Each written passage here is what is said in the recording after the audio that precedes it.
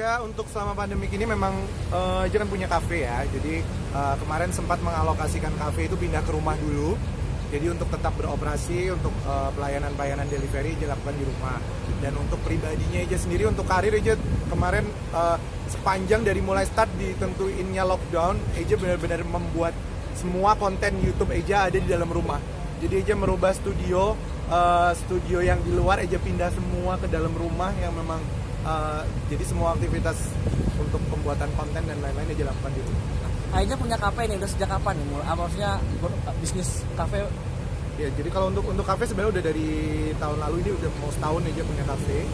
Jadi kan kemarin memang selama pandemi ini di close selama 3 bulan untuk store-nya nggak Eja buka, jadi semuanya Eja alokasikan ke rumah dan di situ pengoperasian semua karyawan dan lain-lain tentunya dengan ini ya, dengan peraturan protokol kesehatan juga. Jadi di rumah tetap Eja kasih satu ruangan khusus untuk pemproduksian semuanya dan pelayanannya kita lakukan untuk delivery.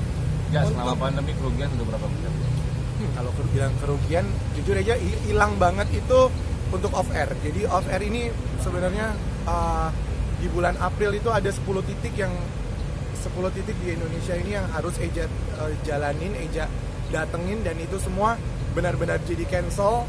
Dan untungnya memang ada beberapa orang yang si tuan rumahnya ini meng-cancel ini untuk nanti next after pandemic begitu sudah dibolehkan untuk pelaksanaan acara-acara besar itu akan dilaksanakan.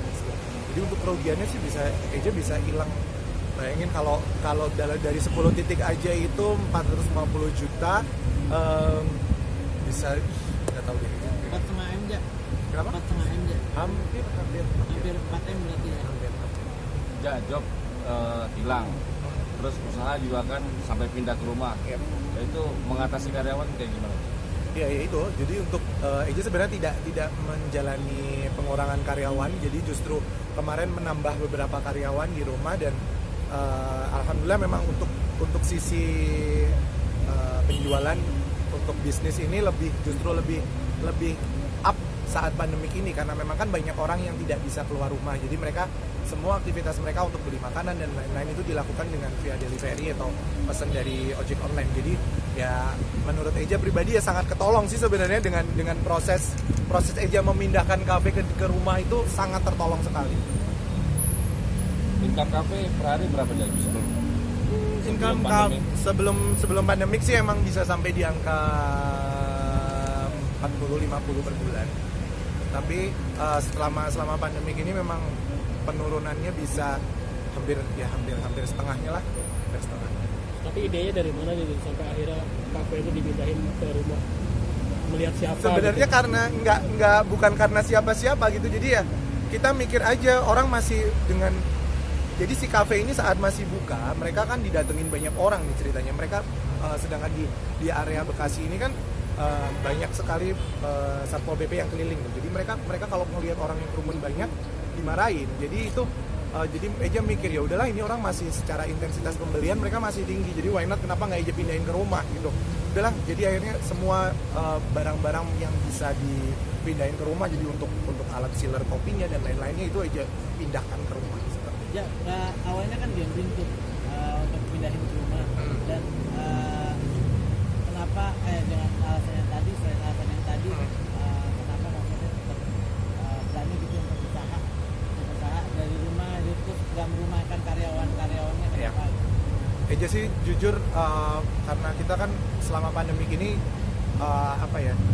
Eja menempatkan dirinya Eja sebagai orang lain juga gitu loh. Kita butuh makan gitu. Kita nggak bisa keluar rumah yang dengan waktu jangka panjang yang lama. Jadi kita kadang mau makan enak di restoran tuh kan nggak bisa. Jadi ya mereka yang sudah cinta dengan masakan kafenya Eja ya mau tidak mau mereka harus akan membeli menu-menu itu via delivery gitu. Jadi ya itu salah satu trik bisnisnya Eja gitu. Jadi kemarin begitu kepikiran oke, udah kita mau tidak mau menjalani, kita waktu itu sempat trial dulu 1-2 minggu, kita trial 2 minggu dan ternyata after trial itu justru malah pembelian hampir setiap harinya itu bisa sampai hampir 100 ekor ayam. Itu yang buat Eja wow, ini surprise ya, jadi something gitu loh. Dan ya udah kita lanjutin aja, dan itu selama bulan puasa kemarin jadi ya benar-benar di dalam rumah nggak ada aktivitas di luar aja, bener di rumah, bangun tidur paling cuman belanja antar mama, kita belanja aja, caranya cuman diambil aja, terus proses masak semua karyawan urusin,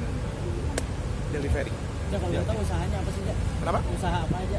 Jadi cafe and kitchen, jadi aja ada kopi, terus ada beberapa makanan seperti ayam goreng, ayam bakar itu yang jadi spesial menunya di sana, dan beberapa coffee yang memang diracik khusus dari menu Arabik di keluarganya Eja sendiri. Jadi ya itu yang buat beda, dan alhamdulillah memang banyak disukain sama pencinta kuliner.